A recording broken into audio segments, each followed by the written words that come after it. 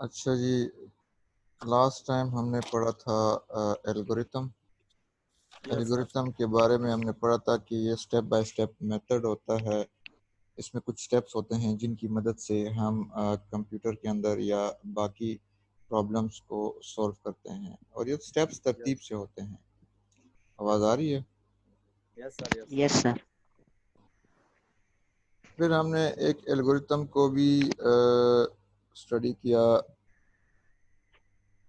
जिसमें हमने 5 given numbers लिए, उनका सम निकाला, फिर प्रोडक्ट निकाला, फिर एवरेज निकाला, और उसका आउटपुट भी जो है हमने लिया उस एल्गोरिथम से।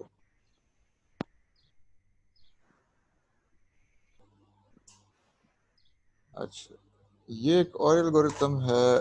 क्वेश्चन इसका आपको समझाया था, ऐसा एग्जाम में आएगा कि find the largest of 3 unequal numbers. कोई 3 ऐसे नंबर्स हैं जो कि अनइक्वल्स हैं। अनइक्वल का क्या मतलब होता है? तो बराबर नहीं होते हैं। जो एक जैसे नहीं है, बिल्कुल। इन तीनों में कोई भी नंबर एक जैसा ना हो, तो ऐसे नंबर्स में आप सबसे लार्जेस्ट कैसे फाइंड करेंगे? कंप्यूटर उसको कैसे फाइंड करेगा? तो इसका तरीक़ाकार वही है कि आपको इनपुट में 3 अनइक्वल नंबर चाहिए। आउटपुट इस एल्गोरिथम का लार्जेस्ट आएगा, जो लार्जेस्ट नंबर होगा सिर्फ उसका आउटपुट देगा। और प्रोसेसिंग क्या करेगा, या काम इसका क्या होगा, ये कंपैरिजन करेगा each number with the other two, one by one. एक नंबर उठाएगा, एक नंबर को उठा के वो बाकी दो के साथ चेक करेगा। समझ में आ रही है बात? यस सर, यस मतलब सर। कि एक पर करेंगे उस करेंगे बाकियों के साथ। हाँ, स्टार्ट स्टेप 1 में स्टार्ट करेंगे। लेट द 3 नंबर्स 10, 20 और 30, या ए, बी और C. Check if A is the largest number. Step 2 में सबसे पहले इसने ए वाला लिया जो कि 10 है, और कहता है इसको चेक करते हैं बी के साथ और सी के साथ कि आया ये उनसे लार्जेस्ट है कि नहीं।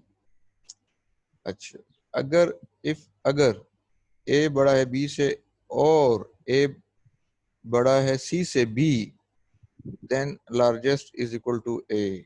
तो फिर हमारे पास लार्जेस्ट कौन सा होगा? A. Otherwise go to step number 4। अच्छा, स्टेप 3, अगर ये कंडीशन इफ वाली कंडीशन ट्रू हो जाती है तो ये लार्जेस्ट हमें कहेगा कि बस ए लार्जेस्ट है, तो बात खत्म हो जाती है ना यहाँ पे। Yes sir. अगर तो ए लार्जेस्ट नहीं है तो ये कंडीशन फॉल्स होगी, और जब ये फॉल्स होगी तो अदरवाइज हमारा जो प्रोसेस है वो go to step number 4। Step number 4 ये है। ये देखो, स्टेप नंबर 3 स्किप हो जाएगा। यस सर, वो तो स्किप हो जाएगा सर। हाँ, ये कब स्किप होगा कि अगर हमारी ये कंडीशन फॉल्स हो जाती है। और अगर अगर ये कंडीशन ट्रू हो जाती है, लार्जेस्ट जो है वो ए हमें मिल जाता है शुरू में, तो फिर स्टेप नंबर 3 पे आएगा। अदरवाइज गो टू स्टेप 4 पे नहीं जाएगा। अदरवाइज, यहाँ पे खत्म हो जाएगा। हाँ, अदरवाइज कहते हैं कि अगर ये वाली कंडीशन फॉल्स हो जाए, ये दोनों। और जो अच्छा, इसी तरह स्टेप 4 में क्या होगा? स्टेप 4 में फिर बी को चेक करेगा ए और सी के साथ। क्या बी ए से बड़ा है, और क्या बी सी से भी बड़ा है? ये ग्रेटर देन का साइन है, यस सर। ठीक है। यस अगर सर। अगर बी, ये बेटा कहाँ से आवाज आ रही है? सलेमान, शाबाश, गुड। तो अगर तो बी बड़ा है ए से भी, और बी बड़ा है सी से भी, तो लार्जेस्ट हमारे पास बी होगा। अगर अगर इसमें से कोई एक कंडीशन भी फॉल्स हो जाती है तो इसका मतलब है कि वो प्रोसेसिंग को अदरवाइज पे लेके जाएगा, और अदरवाइज कहाँ जा रहा है? स्टेप 6 पे। स्टेप 6 पे। और अगर ट्रू है तो स्टेप 7 यहाँ पे। पे खत्म हो जाएगा। हाँ, स्टेप 7 पे आएगा। Step 7, go to step 7। हाँ, यानी स्टेप 5 पे तो आ जाएगा, तो स्टेप 5 उसको कहेगा कि भाई स्टेप 7 पे चले जाओ। अच्छा, अब देखो ऊपर ये वाली कंडीशन जो है, अगर ये भी फॉल्स हो जाती है, मतलब ए बी और सी से बड़ा नहीं है और बी ए और सी से बड़ा नहीं है, तो कॉमन सेंस की बात है कि ए भी बड़ा नहीं, बी भी बड़ा नहीं, तो बड़ा तो कौन सी, सा होगा? सी फिर सबसे बड़ा है। हाँ, फिर सी सबसे बड़ा है, तो स्टेप 6 में लार्जेस्ट को हम सेट कर देंगे सी। सी। और स्टेप 7 वो जो बार बार कह रहा था कि स्टेप 7 पे चले जाओ स्टेप्स, तो स्टेप 7 क्या करेगा? स्टेप 7 चाहे ए बड़ा हो, चाहे बी बड़ा हो, चाहे सी बड़ा हो, स्टेप 7 का काम ये होगा कि वो जो लार्जेस्ट जो भी फाइंड आउट हुआ, आउटपुट लार्जेस्ट। हाँ, उसको स्क्रीन के ऊपर जो है वो शो कर देगा। ठीक। आउटपुट का मतलब है स्क्रीन पे शो करना कि लार्जेस्ट यस। इनमें से कौन सा है। तो आपके ख्याल में इसका आंसर क्या आएगा इधर? मतलब आउट आंसर या रिजल्ट, जब मैं आंसर बोलूं तो आंसर का मतलब होगा आउटपुट या रिजल्ट क्या आएगा इस पूरे। रिजल्ट, जिसका रिजल्ट है। हाँ, इस पूरे एल्गोरिथम का रिजल्ट क्या आएगा? इन तीनों में से क्या रिजल्ट आएगा? इन तीनों में से सी बड़ा है सर, तो सी आएगा ना। हाँ, आउटपुट लार्जेस्ट 30 आएगा। हाँ, ये लार्जेस्ट जो लिखा हुआ है, लार्जेस्ट खुद स्क्रीन पे शो नहीं होगा, क्योंकि ये हमारा एक वेरिएबल था। वेरिएबल भी आगे पढ़ेंगे, वेरिएबल क्या होता है। वेरिएबल खुद स्क्रीन पे आउटपुट नहीं होते, बल्कि प्रोग्राम में सिर्फ शो होते हैं। स्क्रीन पे वेरिएबल के अंदर जो वैल्यू चली जाती है या वैल्यू स्टोर हो जाती है, वो वैल्यू सिर्फ वो वेरिएबल हमें स्क्रीन पे देता है। और यहाँ पे यस। लार्जेस्ट में यहाँ पे इस केस में सी होगा, ठीक है। यस। आप इसकी प्रैक्टिस भी कर सकते हैं इन नंबर्स को चेंज करके। ये 30 को इधर ले आएं, 20 को उधर ले जाएं और 30 को इधर ले आएं, तो फिर जब आप इसको चलाओगे तो फिर आपको ये जो स्टेप्स हैं इनकी सीक्वेंस थोड़ी सी आपको तब्दील नज़र आएगी। यस सर, क्योंकि अगर हमने 30 को ए पे लेकर गए हैं तो फिर बाकी सबको पहले करेंगे, और जब आखिर में आउटपुट लार्जेस्ट आएगा तो फिर वो ए आ जाएगा, क्योंकि ए में 30 आया हुआ है। जी बिल्कुल।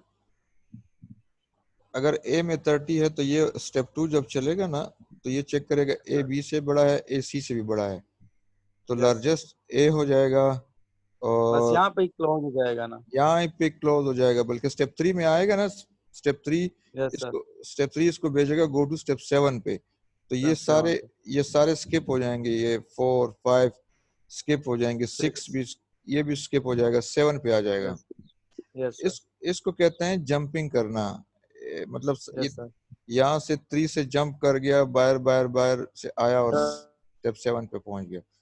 वहां पे हमें आउटपुट आ जाएगा, और जब आउटपुट आ जाता है तो हमारा या एल्गोरिथम का काम एंड हो जाता है, तो उसके बाद एल्गोरिथम को स्टॉप होना या क्लोज होना लाजमी है। तो आखिरी स्टेप में वो स्टॉप हो जाएगा, हम स्टॉप लिखते हैं। अगर कोई एल्गोरिथम स्टॉप नहीं होता तो क्या मसला हो सकता है? क्योंकि अगर स्टॉप ना हो तो सर जी फिर वो यही समझेंगे कि आगे ये सॉल्व हो रहा है या नहीं, या अगर स्टेप 8 का मतलब ये है कि स्टॉप हो गया। नहीं, मैं ये पूछ रहा हूँ कि अगर ये किसी एल्गोरिथम या किसी प्रोग्राम में इस तरह स्टॉप होने वाला स्टेप ना हो, तो उसका मसला या प्रॉब्लम कंप्यूटर क्या फेस करेगा? वो ये करेगा सर, क्योंकि उसको तो ये नहीं पता है ना कि ये खत्म हो गया यहाँ पे। उसको तो आप टाइप करोगे, बताओगे तो स्टॉप हो गया। उसका बेटा वकील और सुलेमान, ज़रा गौर से सुनना। अगर किसी सॉफ्टवेयर, किसी एल्गोरिथम, किसी प्रोग्राम में स्टॉप या क्लोज का ऑप्शन ना हो, स्टेप ना हो, तो याद रखना वो हमेशा उस वक्त तक चलता रहेगा जब तक वो कंप्यूटर या वो डिवाइस ऑन है, तो वो चलाता रहेगा, चलाता रहेगा, चलाता रहेगा, चलाता रहेगा। रिपीट, मुख्तसर ये कि वो रिपीट होता रहेगा। रिपीट करता रहेगा। यस। जब वो रिपीट करता रहेगा तो याद रखना आपका कंप्यूटर एक कुछ सेकंड या कुछ मिनट्स बाद इंतहाई स्लो हो जाएगा और कुछ आ, हो सकता है कि घंटे या 2 घंटे बाद वो बिल्कुल हैंग हो जाए। इसकी क्या यस वजह सर, है? क्योंकि वो रिपीट करता जाता है, क्योंकि सर वो रिपीट करता जाता है। तो आ, इसलिए जैसे मोबाइल में भी सर जी बंदा ज्यादा चीजें रख ले या कोई चीज आते जा रहे हैं, एकदम मोबाइल एकदम हैंग हो जाता है। बिल्कुल। अच्छा, मोबाइल में देखो जब आप कोई भी चीज़ क्लोज करते हैं तो वो स्क्रीन से हट जाती है। इसी तरह Yes, वो वहाँ पर भी इस तरह के स्टेप्स होते हैं स्टॉप करने वाले, कि भाई अगर ये इस तरह स्वैप कर दे, स्लाइड कर दे इस सॉफ्टवेयर को स्क्रीन के लेफ्ट या राइट की तरफ, फेंक दे किसी सॉफ्टवेयर को, तो इसका मतलब है कि इसने इसको स्टॉप कर दिया। क्योंकि मोबाइल में क्लोज वाला बटन नहीं होता। यहाँ जो क्लोज वाला बटन आपको अगर नजर आ रहा है इस तरह, कंप्यूटर में तो इस तरह के क्लोज के बटन होते हैं, ठीक है। Yes sir, yes sir. Mobile में क्लोज के बटन नहीं होते। वहाँ पे जस्ट आप उसको स्वाइप या स्लाइड कर देते हैं लेफ्ट या राइट, तो वो खुद ब खुद, चूंकि उसमें प्रोग्रामिंग या प्रोग्रामर ने प्रोग्राम बनाया होता है कि भाई अगर इस तरह स्लाइड हो जाए या लेफ्ट या राइट स्लाइड हो जाए सॉफ्टवेयर, तो इसका मतलब है कि स्टॉप वाला स्टेप चलाना है। स्टॉप, स्टॉप करना है, यहाँ पे स्टॉप खत्म कर देना, खत्म कर देना है, क्लोज कर देना है उसको। क्लोज कर देना। यस।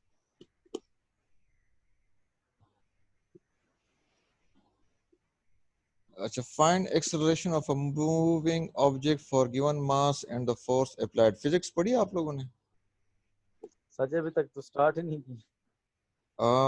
फिजिक्स, ये फिजिक्स का क्वेश्चन है।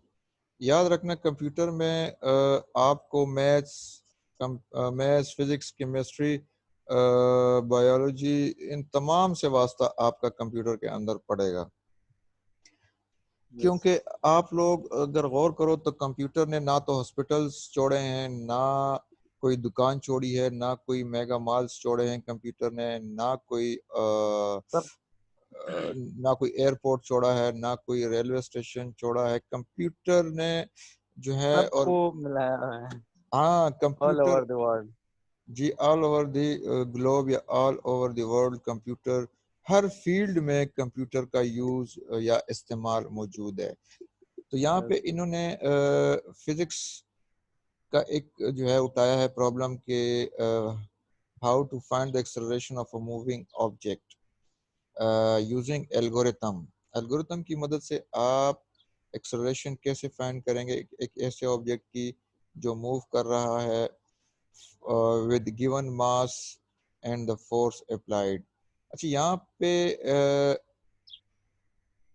गिवन मास भी गिवन होगा और फोर्स भी गिवन होगा। अगर अगर पेपर में कहीं पे गिवन ना हो तो क्या करना है?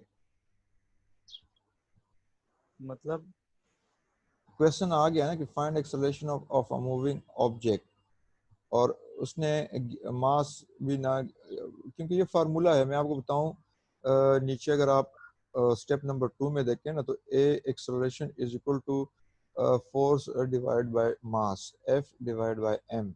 नजर आ रहा है सुलेमान? Yes sir. तो अब फार्मूला हम तब ही कोई फाइंड कर सकते हैं जब उसकी वैल्यूज या उसके इनपुट्स अगर हमारे पास अवेलेबल हों। इनपुट्स हमारे पास क्या है? मास है और फोर्स। फोर्स। इसी तरह आउटपुट क्या मांगा है? Find output. हमें कहाँ से पता चलेगा? उसने लिखा होगा लफ्ज उसके साथ कि फाइंड करें या कैलकुलेट करें। तो फाइंड किसके साथ है? एक्सेलरेशन के साथ है। इट मीन्स कि हमने आउटपुट में लाना है एक्सेलरेशन। प्रोसेस हमें पता होना चाहिए, फार्मूला हमारे पास होना चाहिए कि हमने कैलकुलेट कैसे करना है। तो ये कहता है divide the force by mass. Mass या मैस। अच्छा, स्टेप 1 में स्टार्ट लिया उसने, कहा कि जो मैस है या मास है वो 50 है एंड द फोर्स, ये सपोज किया है। लेट का मतलब है सपोज करना कि मास 50 है और जो फोर्स है वो 12 है। स्टेप 2 में अब इसने कैलकुलेट या प्रोसेस स्टार्ट कर दिया है, क्योंकि इनपुट हमारे पास मिल गए हैं। तो इनपुट जब मिल जाए तो काम करना स्टार्ट कर दो। आपको मैंने मिसाल दी थी कि कोई मकान बन रहा है तो उसके लिए इनपुट जो है वो ईंट पानी बजरी है। अगर तो आपके पास ये अवेलेबल है तो बिस्मिल्लाह पढ़ के फिर प्रोसेस बनाने का स्टार्ट कर दें। इसी तरह हमारे पास जब इनपुट्स एम और एफ हैं तो फार्मूला भी हमारे पास होना चाहिए, that is A is equal to F by M. जब इसके पास ये क्या होगा, 50/12 होगा यस सर, 50 और 12। या 12 और 50 होगा? 12 ओवर 50, क्योंकि फोर्स इन्होंने पहले किया है। हाँ, तो 12 और 50 होगा। इसका जो भी आंसर आएगा that will be the acceleration of this object. Yes acceleration sir. Acceleration accelerator होता है जो स्पीड आप ज़्यादा या कम करते हैं ना किसी भी चीज़ की या मोटरसाइकिल या गाड़ी की, तो इसको एक्सेलरेशन या एक्सेलरेटर कहा जाता है। अच्छा, जब एक्सेलरेशन फाइंड हो जाए तो स्टेप नंबर 3 में इसने क्या किया है, आउटपुट किया है ए को, क्योंकि हमारे पास जो आउटपुट मांगा था वो एक्सेलरेशन या ए था। ठीक है। Yes sir. और जब काम मुकम्मल हो जाए तो बस फिर उसको एट द एंड क्या करो, स्टॉप, रोक दो। रोक दो, स्टॉप कर दो।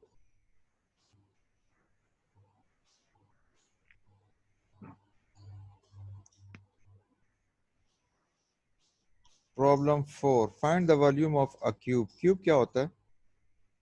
क्यूब ये सर बॉक्स की तरह होता है क्यूब। एक मिनट,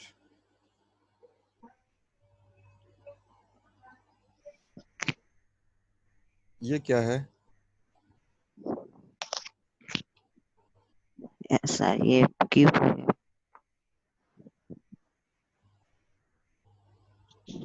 ये क्या है? क्यूब चारों साइडें इक्वल। और ये फिर क्या है? Nine length. क्यूब बेटा एक ऐसे ऑब्जेक्ट को कहते हैं जिसके चारों साइड्स आपस में क्या हों, इक्वल। इक्वल हों।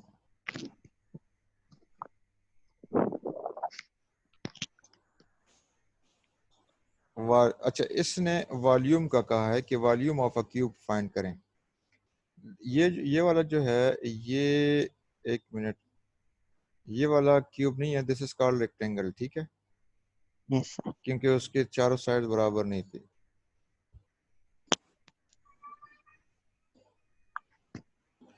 बल्कि क्यूब को अगर मैं एग्जैक्ट ड्रा कर दूं तो तब आपको समझ आएगी।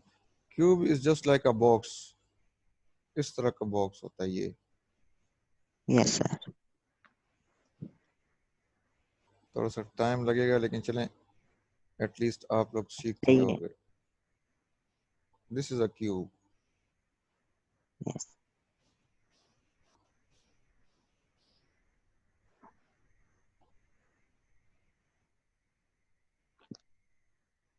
वकील नजर आ रहा है? No sir. वकील लगता है आउट हो चुका है। So this is called a cube या बॉक्स। Yes sir. कहता है इसका वॉल्यूम आपने फाइंड करना है। याद रखना ये, अब देखो अगेन, ये भी फिजिक्स का क्वेश्चन है, या इसको आप कह लें मैथमेटिकल क्वेश्चन है। इसके लिए भी फार्मूला आपके पास होना लाजमी है।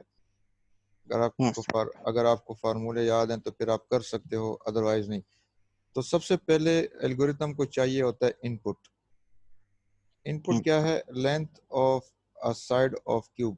एक किसी एक साइड की आपको लेंथ चाहिए, क्योंकि एक साइड की लेंथ अगर आपके पास आ जाती है तो इसका मतलब है कि तमाम जो साइड्स हैं उनकी लेंथ सेम है ना। Yes sir. हाँ, तो एक एक साइड की बस आपको इसकी एक साइड की लेंथ आपको चाहिए। अच्छा, आउटपुट क्या है? Volume of a cube. हमने जो फाइंड करना है वो volume of a cube. Cube. Volume क्या होता है? वॉल्यूम इसके अंदर स्पेस को कहते हैं कि इसके अंदर टोटल स्पेस कितनी है, ठीक है, कितना यस एरिया, यस एरिया इसके अंदर का एरिया जो है वो कितना है। अच्छा, प्रोसेसिंग हमने क्या करनी है? Side of cube raise to the power of 3 sides, sorry to the power of 3।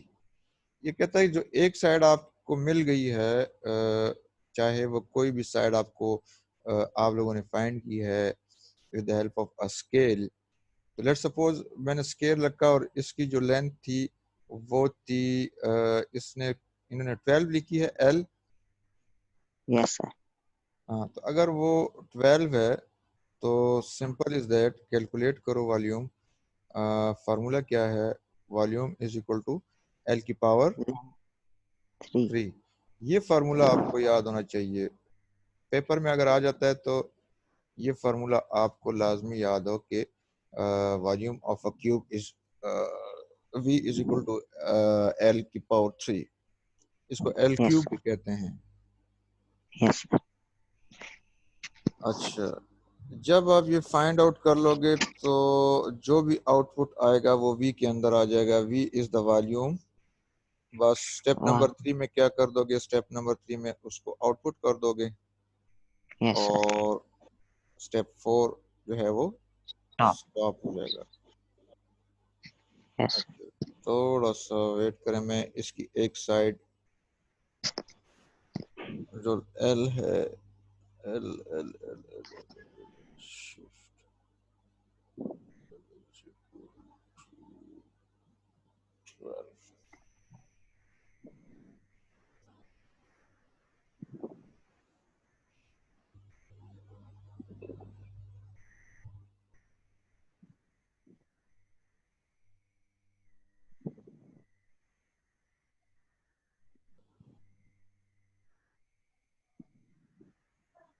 अच्छा ये फिक्स हो गया है। Yes sir.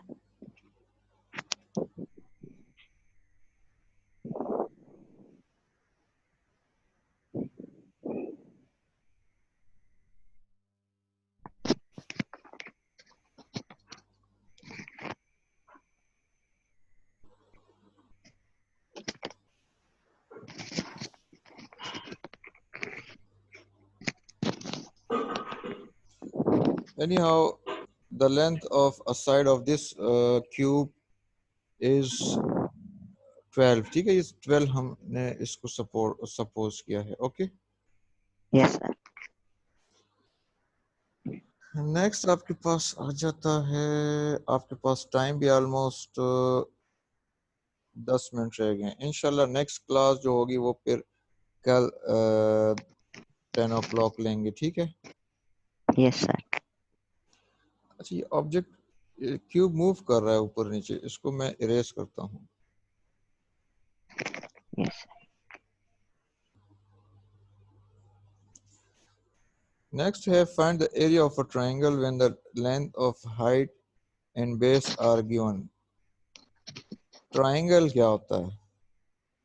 ट्रायंगल सर ये 3 कोने जो होते हैं एक जैसे। एक जैसे।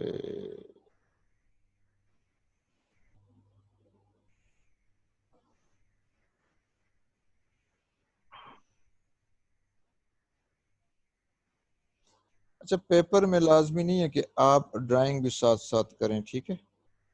Yes sir. तो मैं जस्ट समझा रहा हूँ क्योंकि ये शॉर्ट क्वेश्चन में आते हैं, 3 मार्क्स होते हैं, तो बजाय ड्राइंग में टाइम वेस्ट करने के जस्ट आपने एल्गोरिथम इसका लिखना होता है। ओके। Yes sir. अच्छा, इसका भी एरिया, अंदर का ये एरिया हमने फाइंड करना है। Find the area of a triangle when the length of height and base are given. कहते हैं इसके हाइट की, हाइट कौन सी है? ये लंबी हाइट इसकी कौन सी है, उसकी लेंथ मालूम करनी है। ये इसकी हाइट है यस सर। और बेस जो है वो इसका ये वाला है। ये नीचे ना हिस्सा।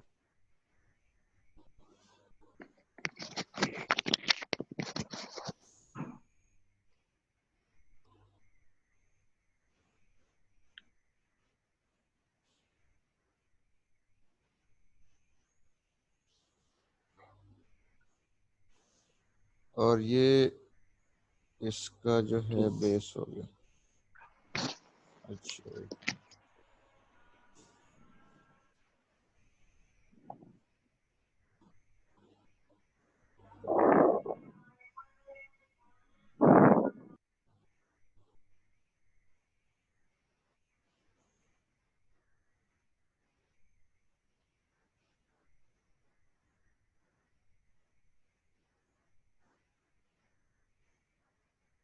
अच्छा यार, ये थोड़ा सा इशू क्रिएट कर रहा है।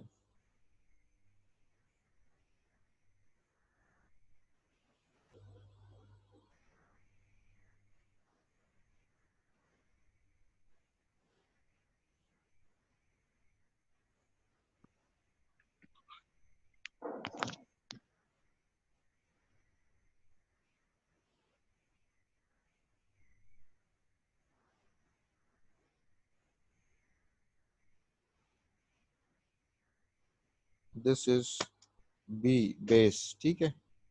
Yes sir.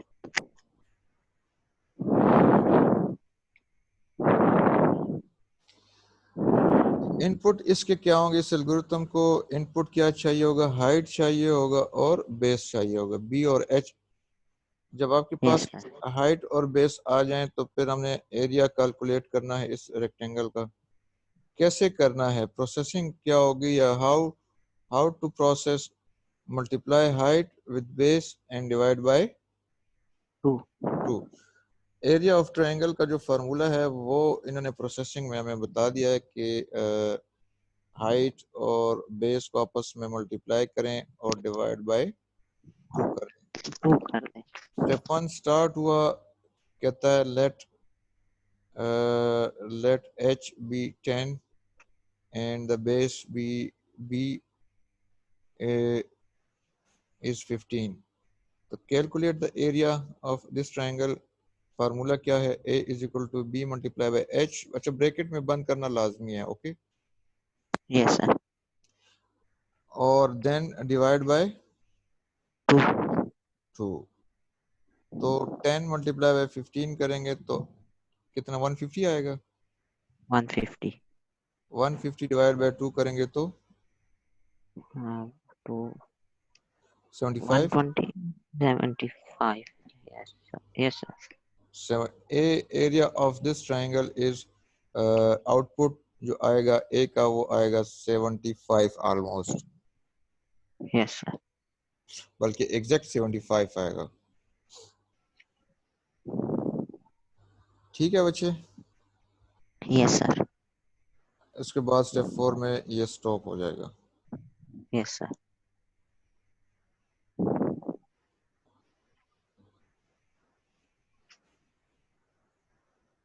अच्छा, ये काफी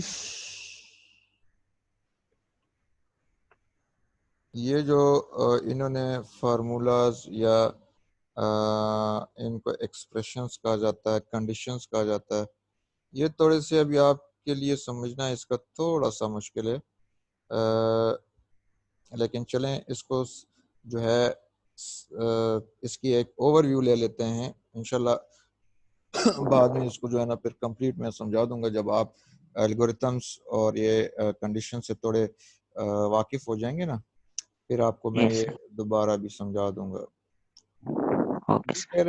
ये कह रहे हैं कि क्वेश्चन ये है कि रीड करें marks M and print letter grade according to the following. कहता आपका एल्गोरिथम जो है ना वो आपसे एम ले, एम के अंदर आप कोई मार्क्स देंगे। मार्क्स जो है ये किस फॉर्मेट में होगा? मार्क्स न्यूमेरिक फॉर्मेट में आप देंगे। लेट सपोज आपने दिया 80 या आपने दिया 81 या आपने दिया 33, मतलब 0 से लेके 100 तक आपने एम के अंदर कोई मार्क्स एंटर करने हैं। Yes sir. कंप्यूटर ने इस रूल को या इन कंडीशंस की मदद से कंप्यूटर ने चेक करना है कि आपने जो मार्क्स एंटर किए हैं तो इन मार्क्स के बदौलत या इनके ऊपर जो है आपका ग्रेड क्या बनता है। Yes sir. क्योंकि आप होता है आप जब मार्क्स लेते हैं तो ग्रेडिंग होती है। A1 ग्रेड सबसे हाईएस्ट या अच्छे मार्क्स वाले होते हैं लड़के, कुछ ए वाले होते हैं जो A1 से थोड़े से कम मार्क्स वाले होते हैं, इसी तरह बी सी डी और ई। अच्छा, ये एक और कंडीशन इन्होंने डाली है, अनग्रेडेड। इनका कोई ग्रेड नहीं है। ये कौन से बच्चे हैं जिनके मार्क्स 0 के बराबर या 0 से ज्यादा and less than 33। It means 0 से 33 तक जो मार्क्स जिन्होंने लिए हैं 33 तक, बल्कि लेस देन 33, सॉरी इसने लेस देन कहा है ना ये, तो इट मींस कि यस सर। 0 से 32 तक जितने बच्चों ने मार्क्स नहीं उनका ग्रेड कोई नहीं है। कोई नहीं है। Yes sir, ungraded. हाँ, 33 और 33 से ऊपर और 40 से नीचे मींस 33 से लेके कितने तक, 40 के दरमियान जितने नंबर आ जाए। हाँ 33 से लेके 39 तक उनका यस ये वाला ग्रेड होगा। इसी तरह ये तमाम के ग्रेड, अब ये कंप्यूटर ने इन कंडीशंस को चलाना है और ये डिसाइड करना है, तो इसके लिए ये एल्गोरिथम बना हुआ है। अच्छा बेटा, टाइम इज ऑलमोस्ट एंडेड। इंशाल्लाह नेक्स्ट क्लास जो होगी वो यही से कल इंशाल्लाह स्टार्ट करेंगे, ठीक है। Yes sir. इसमें कोई क्वेश्चन है? नो सर, इजी है। इजी है। इंशाल्लाह आप लोग प्रैक्टिस करेंगे इसकी, खुद भी इस पे सोचेंगे। टीचर तो पढ़ा देता है लेकिन आप खुद जब इस पे सोचोगे कि ये है क्या, तो इंशाल्लाह आपको ये मज़ीद समझ में आ जाएगा। कल तक के लिए इंशाल्लाह अल्लाह हाफिज़, कल फिर मुलाकात होगी। अल्लाह हाफिज़। ओके सर, अल्लाह हाफिज।